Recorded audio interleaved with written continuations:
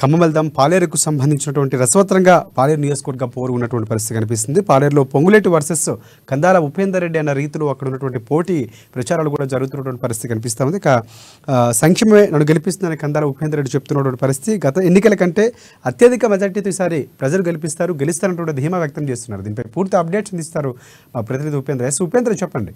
కొద్ది రోజుల్లో తెలంగాణ రాష్ట్రంలో ఎన్నికలు ప్రారంభం కాబోతున్న నేపథ్యంలో నిన్నటి నుంచి నామినేషన్ ప్రక్రియ కూడా ప్రారంభమైంది. ఈ నేపథ్యంలో పాలేరు నియోజకవర్గ వ్యాప్తంగా ఇప్పటికే గత 60 రోజులుగా ఎన్నికల ప్రచారంలో నిలుస్తూ ప్రజల ఆదరణ పొందుతూ సామాన్యుడిని కూడా పేరు పెట్టి పిలిచేటువంటి శక్తి సామర్థ్యాలతో పాటు సామాన్యుడి యొక్క నాడిని కూడా తెలుసుకునేటువంటి ఒక వ్యక్తిగా, ప్రజా సమస్యలపై అవగాహన ఉన్నటువంటి వ్యక్తిగా పాలేరు నియోజకవర్గంలో బీఆర్ఎస్ అభ్యర్థిగా, ఎమ్మెల్యే అభ్యర్థిగా కందాల ఉపేందర్ రెడ్డి పోటీ చేస్తూ ఉన్నారు. ఈ నేపథ్యంలో పాలేరు నియోజకవర్గం ఎన్నికలకు సంబంధించి ఇప్పటికీ బీఆర్ఎస్ వర్సెస్ కాంగ్రెస్ అనే పద్ధతిలో జరుగుతున్న నేపథ్యంలో ప్రస్తుతం పాలేరు నియోజకవర్గ ప్రజల్ని కలుస్తున్న నేపథ్యంలో ఎలాంటి ఆదరణ ఉంది, ఎవరు గెలవబోతా ఉన్నారు, అసలు ఏమి ప్రస్తుతం పాలేరు జరుగుతుందన్న అంశాలు తెలుసుకోవడం కోసం మనతో పాటు పాలేరు ఎమ్మెల్యే కందాల ఉపేందర్ రెడ్డి గారు ఉన్నారు. వారిని అడిగి మరిన్ని విషయాలు తెలుసుకున్నాం. సార్ నమస్తే.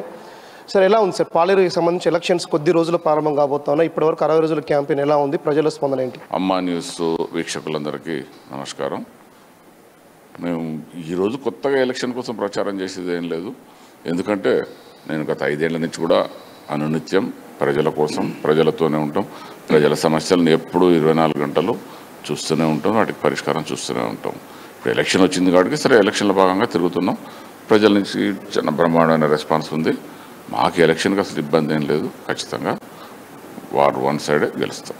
సార్, అది పాలేరుకి సంబంధించి ఎమ్మెల్యే అభ్యర్థిగా మీరు ఉన్నారు. ప్రత్యర్థికి సంబంధించి ఎవరైనా సరే పెద్ద బెంబెలెత్తి పోవాల్సిన అవసరం లేదంటే ధీమా వ్యక్తం చేస్తూ ఉంటారు. ఏంటి సార్ పాలేరులో మీకున్నటువంటి శక్తి ఏంటి, బలం ఏంటి, ప్రజల పట్ల ఉన్న నమ్మకం ఏంటి? ఇప్పుడు మీరు అందరూ ఒకసారి అబ్జర్వ్ చేయండి. రాజకీయాలలో డెఫినెట్గా నేను ఒక డిఫరెంట్ పర్సన్ని.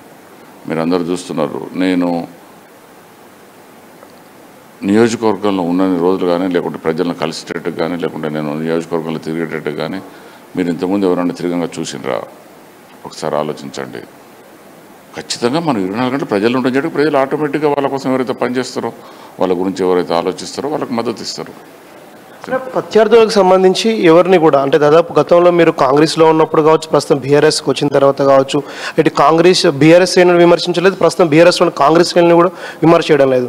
ఇప్పటికే ఒక నాయకుడు, మీ ప్రతిపక్ష నాయకుడు ఎవరైతే ఉన్నారో అతను మిమ్మల్ని దొంగ అనేటువంటి సంబోధించి కూడా విమర్శలు చేస్తున్నటువంటి నేపథ్యంలో అయినా సరే మీరు స్పందించలేదు. ఒక సిస్టమేటిక్గా ఒక పద్ధతి ప్రకారం ప్రచార క్యాంపెయిన్ చేస్తాం. దీన్ని ఎలా చూడాలి?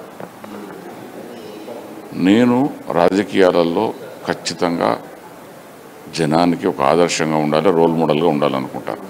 మరి ఇప్పుడు నువ్వు అన్నదైతే నేను వినలేదు, నాకు తెలియదు, నా నోటీసులో లేదు. కానీ ఇప్పుడు అట్లా మాట్లాడాలంటే నేను వాళ్ళందరికంటే చాలా గట్టిగా మాట్లాడగలను, చాలా గట్టిగా తిట్టగలను.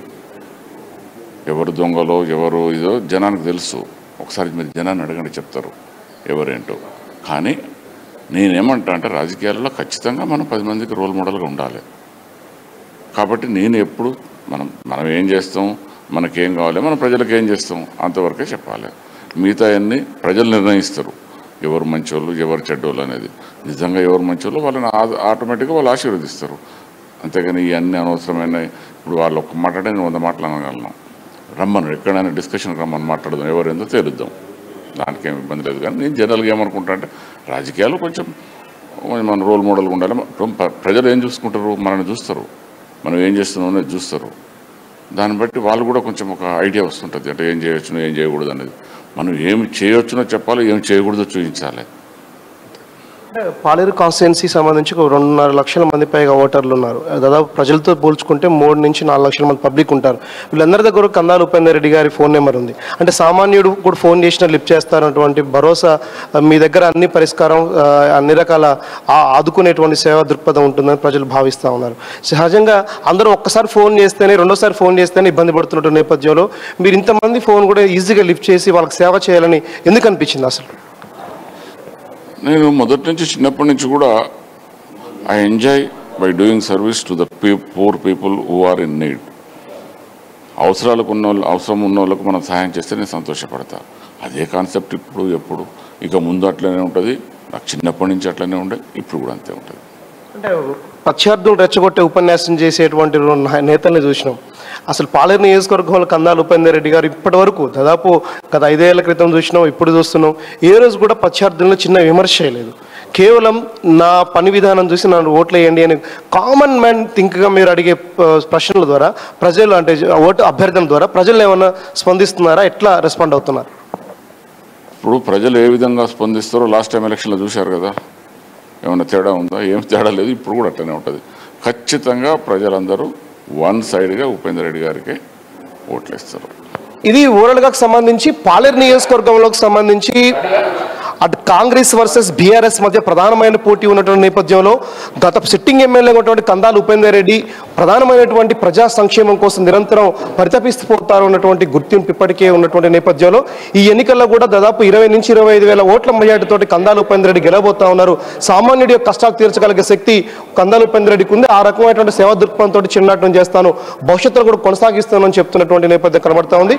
ఎవరు ప్రత్యర్థి అయినా సరే గెలుపు నాదే అని చెప్తున్నటువంటి